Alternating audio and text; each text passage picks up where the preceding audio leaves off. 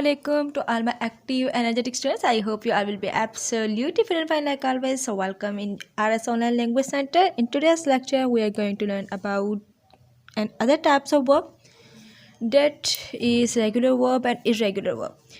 In today's lecture, we are going to learn about the differences between these two types of the verb. First of all, we are going to learn about the regular verb.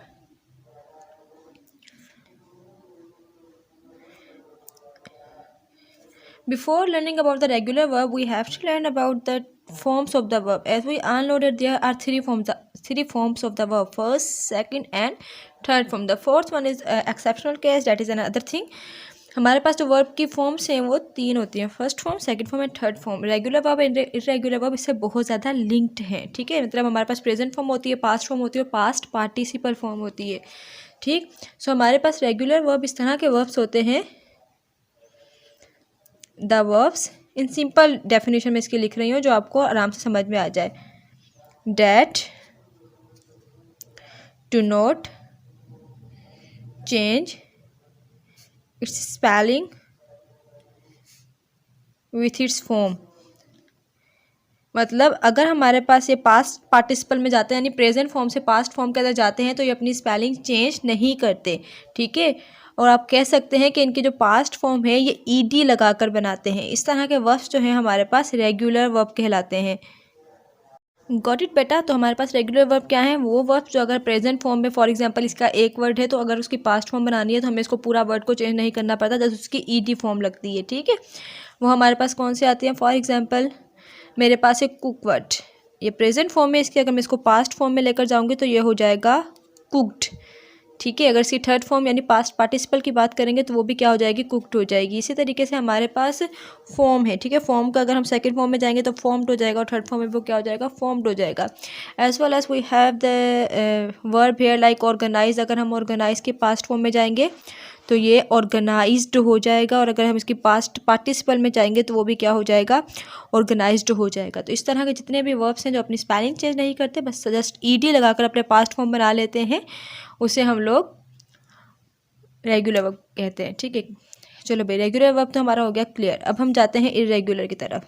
Regular verb आ गया तो irregular automatically आ जाता है. ये इसका बेटा जो opposite है. ठीक है, मतलब हम कहेंगे the verbs that do not को रिमूव कर दें जस्ट, बाकी सब same. That change it's spelling with its form, it's spelling with its form. यानी ये इस तरह के वर्ब्स होते हैं, अगर हम इसकी पास्ट पार्टिसिपल में जाते हैं ना तो ये पूरा के पूरा खुद को चेंज कर लेते हैं, अपने साथ ईडी नहीं लगाते, बल्कि इसकी पूरी फॉर्मेशन जो है वो चेंज हो जाती है. अब कैसे? फॉर एग्जांपल मेरे पास यहाँ पे एक वर्ड है गो. ठीक है, अब मुझे अगर इसकी पास्ट फॉर्म में जाना तो कभी भी गॉड नहीं होगा, मतलब GOED नहीं लगता इसके साथ. अगर मुझे पास्ट फॉर्म बनानी है तो वो क्या है? वेंट. और इसकी थर्ड फॉर्म क्या होगी? गॉन होगी. ठीक है, तो गो, वेंट, देन गॉन. तो ये हमारे पास हो गए इरेगुलर वर्ब. इस तरीके से हमारे पास और बहुत सारे वर्ब हैं जिसको अगर हम इसकी सेकंड या थर्ड फॉर्म में लेके जाएं तो वो पूरी अपनी स्पेलिंग चेंज कर लेते हैं. लाइक केच, कॉट, इसकी हमारे पास आ जाएगी कॉट. ठीक है, there are bundles of verbs that are irregular and that are regular. हमारे पास बहुत सारे वर्ड्स हैं जो रेगुलर भी हैं, इरेगुलर भी हैं. ठीक है, तो बस इसकी पहचान क्या है? जिसके आखिर में ईडी लगता है तो हमारे पास रेगुलर है, जिसके आखिर में ईडी नहीं लगता उसके पास्ट फॉर्म कहते हैं तो हमारे पास इरेगुलर है. Okay, so your homework is that lecture is enough. Regular verb में और इरेगुलर वर्ब में कोई ज़्यादा खास डिफरेंसेस नहीं है, यही डिफरेंसेस है. ठीक है, आपका होमवर्क क्या है कि आपको 5 सेंटेंस बनाने हैं रेगुलर वर्ब यूज़ करके, एंड 5 सेंटेंसेस आपको बनाने इरेगुलर यूज़ करके. Must mention that these are regular, these are irregular. इसको मेंशन ज़रूर कीजिएगा. ठीक है, इसके साथ साथ आपको एक टास्क दे रही हूँ. लेट्स सी कि मेरे जो एक्टिव स्टूडेंट्स हैं वो उसको पूरी तरीके से कंप्लीट कर पाते या नहीं कर पाते. Your task is that I am going a verb that is cut.